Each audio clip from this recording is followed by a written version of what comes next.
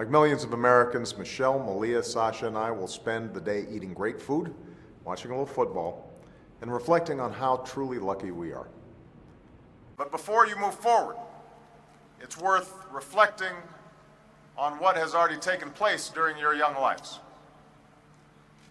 Reflecting on my life experiences, I am thinking also today of the judicial oath of office that I first took almost 2 decades ago, and that I reiterated this past weekend.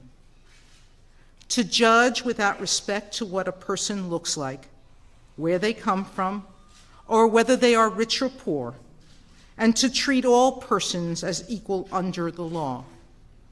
Our only interest was the result fairly accurately reflecting the will of the Afghan people. And that is what we will continue to support as the votes are counted and we wait for the official results from the Afghan Independent Electoral Commission and the Electoral Complaints Commission.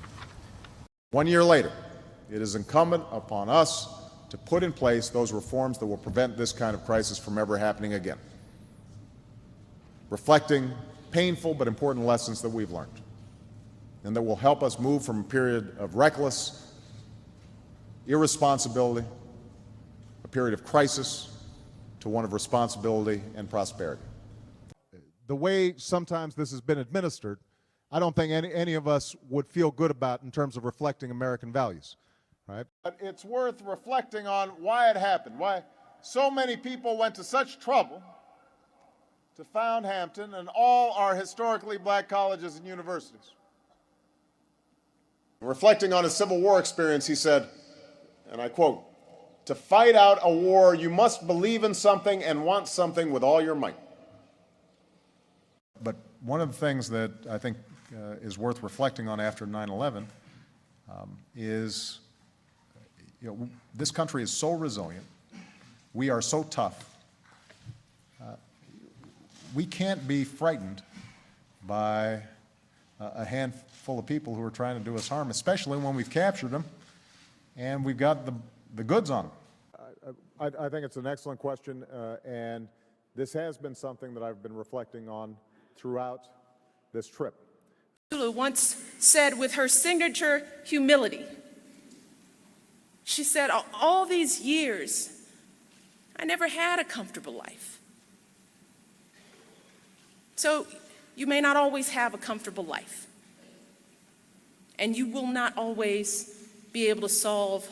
Last week, my Chief of Staff, Bill Daley, informed me that after spending time reflecting with his family over the holidays, he decided it was time to leave Washington and return to our beloved hometown of Chicago.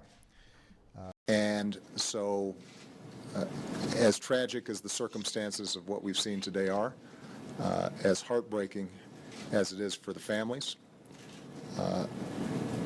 it's worth us spending most of our time reflecting on young Americans like Allie and Stephanie, because they represent what's best in us. And they assure us that out of this darkness, a brighter day is going to come.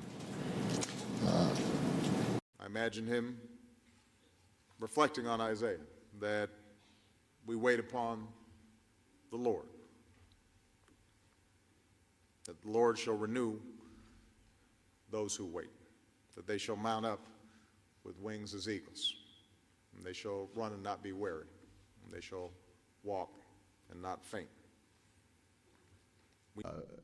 President Putin is pausing for a moment and reflecting on what's happened. I think that we've all seen. And by early next year, we will put forward our next emission target, reflecting our confidence in the ability of our technological entrepreneurs and scientific innovators to lead the way. It's that idea of a path, a life's journey, that I'd like to spend just a moment reflecting.